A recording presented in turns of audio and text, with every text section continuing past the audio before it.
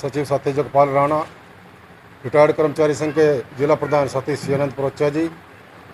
अखिल भारतीय खेत मजदूर यूनियन से साथी शिषपाल जी, ज्ञान विज्ञान समिति से डॉक्टर रोड़ा जी और यहाँ उपस्थित तमाम मातृशक्ति व बहनें। सबसे पहले सर्व कर्मचारी संघ हरियाणा जिला करनाल की ओर से आपके इस सफल सम्मेलन की शुभकामनाएं करनाल जिला के कर्मचारी की तरफ से हम देते हैं। इसके साथ साथ जो महिलाओं के ऊपर राजकुमारी दहिया जी ने सारी बातें रखी हैं, किस तरीके के हालात पुराने समय में होते थे और आज हम कहाँ हैं। अगर हम इतिहास में जाएं तो अंग्रेज़ी राज की अगर हम बात करें, उस समय महिलाओं को घर से बाहर नहीं निकलने दिया जाता था, पढ़ने का कोई अधिकार नहीं था, वोट देने का अधिकार नहीं था। लेकिन आज़ादी की लड़ाई जब शुरू हुई तो उस आज़ादी की लड़ाई में भी महिलाओं ने बहुत बड़ा योगदान दिया, चाहे उसमें झांसी की रानी हो और अन्य भी काफ़ी महिलाएं आज़ादी की लड़ाई में इनका योगदान रहा है। लेकिन आज़ादी के बाद जब हमारा संविधान लिखा गया, बाबा साहब डॉक्टर भीमराव अम्बेडकर ने संविधान के अंदर जब ये अधिकार दिए, लेकिन उन अधिकारों को 26 जनवरी 1950 को लागू करते हुए काफ़ी लंबा समय यहाँ तक पहुँचने में लगा, क्योंकि उस समय के जो देश के हालात थे, जिस तरीके के रीति रिवाज थे, उन रीति रिवाजों से बाहर निकलना बड़ा मुश्किल था। लेकिन कुछ महिला नेता, चाहे वो सावित्रीबाई फुले हो पढ़ाई के लिए जिसने पूरा संघर्ष किया, आने वाले समय में जिस तरीके से उनसे प्रेरणा लेके अन्य महिलाएं भी आगे बढ़ी हैं। तो आज पढ़ने का अधिकार, वोट डालने का अधिकार, नौकरी लगने का अधिकार, हर क्षेत्र में महिलाएं लगभग बराबरी के दर्जे पे पहुंच रही हैं। लेकिन आज के हालात जो हैं,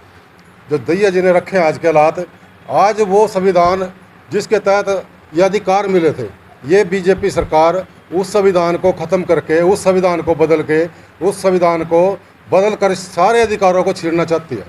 हमारा देश लोकतांत्रिक देश है और लोकतंत्र के अंदर जिस किसी को भी कोई समस्या है तो उसको अपनी आवाज़ उठाने का पूरा अधिकार है। लेकिन ये सरकार लोकतंत्र की हत्या कर रही है। जैसे अभी जिक्र हुआ, आशा वर्कर जो स्वास्थ्य मंत्री के आवास की तरफ अपनी मांगों को लेकर जा रही थी, शांतिपूर्ण तरीके से जा रही थी अपने मांगों को लेके, लेकिन इस सरकार ने इसको लोकतंत्र की हत्या करते हुए, क्योंकि हमें अधिकार है संविधान के तहत, हम अपने अधिकारों के लिए धरना प्रदर्शन कर सकते हैं, जुलूस निकाल सकते हैं, हड़ताल कर सकते हैं। लेकिन उन अधिकारों पर जिस तरीके से बीजेपी के राज में हमले हैं, रास्ते में उनको रोका जा रहा है, रास्ते में उनके साथ बदतमीजियाँ की जा रही है। इसी तरीके से आंगनवाड़ी वर्कर जो 4 महीने से लगातार यहाँ बैठी हैं, लेकिन जब ये भी अपनी मांगों को लेकर विधानसभा की तरफ कूच करती हैं तो वहाँ भी लोकतंत्र की हत्या होती है, इनके साथ भी बदतमीजी होती है। मतलब जहाँ जहाँ कोई भी आप महिलाओं के साथ साथ अन्य जन संगठन भी जिनके ऊपर आज अत्याचार है, अगर वो अपनी आवाज़ को उठाने की कोशिश करते हैं, किसान आंदोलन की बात आई, किस तरीके के अत्याचार उन्होंने झेले जब पंजाब से चले, रास्ते में गड्ढे खोदे गए, पानी के बौछारें उनके ऊपर की गई, आंसू गैस के गोले उनके ऊपर छोड़े गए। मतलब ये अपने अधिकारों के लिए कोई बोले उसको लट से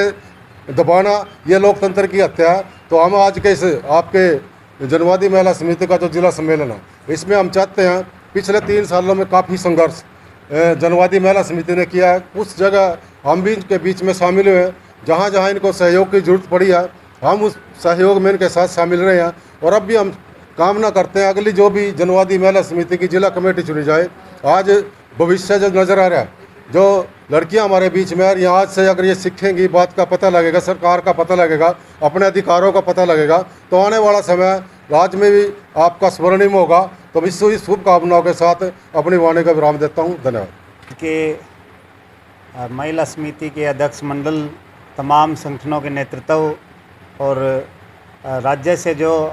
यहाँ डेलीगेशन के लिए जो आए हैं, मतलब सम्मेलन कराने के लिए, राज्य की महासचिव सविता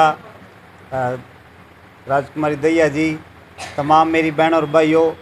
आज का ये जो सम्मेलन यहाँ जिस दौर में करनाल के अंदर डिस्ट्रिक्ट का हुआ है, हम सीटू की तरफ से आपको बधाई देते हैं। और ये जगह निश्चित की है स्टेट सम्मेलन के लिए, ये भी अच्छी सोच के लिए रखा है। ये आज के दौर के अंदर जो महिलाओं के अधिकारों पे बीजेपी की जो सरकार देश की आज़ादी के बाद जो बनी है, ये ऑलरेडी पहले से ही जो महिलाओं के अधिकार बने थे, संविधान में लिखे गए थे, उसको समाप्त करने का जो आज की व्यवस्था बनाई हुई है, इसके खिलाफ जब महिलाओं ने बड़े आंदोलन करके लड़के ये बनवाया था, इसके उसमें महिला दिवस भी अभी 8 मार्च को था, पूरी दुनिया के अंदर मनाते हैं महिला अधिकार के लिए। एक तो बड़ी महिलाओं के ऊपर जिस तरीके से अत्याचार, जिस तरीके से महिलाओं के ऊपर नज़र होती है, चाहे वो पुरुष हो, चाहे किसी तरह की घटना घट रही है, लेकिन सबसे बड़ी घटना तो ये है भी महिला को पहले, सबसे पहले अपने मान सम्मान के लिए लड़ना पड़ेगा, चाहे वो गांव के अंदर है, अपने घर के अंदर है, चाहे वो जिस जगह पे रहती है, जिस जगह पे वो काम करती है। सबसे बड़ी बात तो यह है, अगर महिला हमारे समाज के अंदर गांव में अगर पूछते हैं भाई फलाना आदमी है यहाँ पर, अगर नहीं जी कोई भी नहीं है यहाँ, अपने आप को भी ये मान लेती है महिला उस घर में है ही नहीं है। ये भी ज़रूरी है। जिस घर में आप रह रहे हो, सबसे पहले तो आपका अधिकार है उस घर के अंदर, उस घर के अंदर अधिकार है तभी तो आप उस घर के अंदर रह रहे हो। अपने आप को भी मानना सबसे बड़ी बात है। लेकिन छोटी छोटी बच्चियों के साथ जिस तरह की घटनाएं इस देश के अंदर हो रही है, महिलाओं को इकट्ठे होकर के मतलब मेंबरशिप बढ़ानी चाहिए, और मेंबरशिप बढ़ाते हुए अपने अधिकार के लिए। अभी चंडीगढ़ के अंदर 3-4 साल पहले, ये राज आने से पहले, एक लड़की थी, IAS की बेटी थी वह, और रात को लगभग 7-7:30 बजे के आसपास वो निकली, मतलब उस लड़की के साथ मतलब कौन छेड़खानी कर रहा है? सुभाष बराड़ा, जो बीजेपी का बड़ा अध्यक्ष है, मंत्री भी था उस टाइम, उसको वो लड़का जब छेड़खानी कर रहा है इतनी बड़े अधिकारी के साथ, तो आम गांव के अंदर क्या दुर्दशा होगी, इसके सोचने की बातचीत है ये। और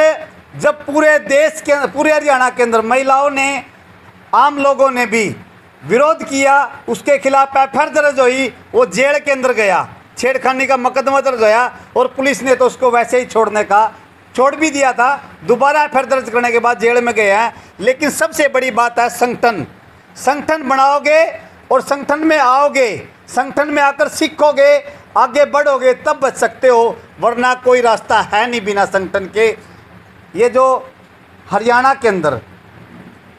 बहुत सी महिलाएं हिचकती है, भाई वहाँ तो पुरुष जा रहे हैं प्रोग्राम के अंदर, हमें नहीं जाना चाहिए। अगर आज सुरक्षित है संगठनों के अंदर, चाहे महिलाओं के संगठन हो चाहे पुरुष के संगठन हो, वहीं बचने का रास्ता है, वरना कोई रास्ता नहीं है। और लड़ने का भी रास्ता है, सीखने का भी रास्ता है, वही एक रास्ता है। मैं तो आपके सम्मेलन को शुभकामनाएं देता हूं और उम्मीद करता हूं अगले 3 साल के अंदर जो कमेटी बनेगी अच्छे काम करेंगे और महिलाओं के मुद्दों को उजागर करके बीजेपी की सरकार को या पुलिस के माध्यम से जो भी अधिकारी उनकी सुनाई नहीं कर रहा, और संगठन के माध्यम से सुनेगा भी और उनके खिलाफ कार्रवाई भी होगी। धन्यवाद। इनकलाब जिंदाबाद।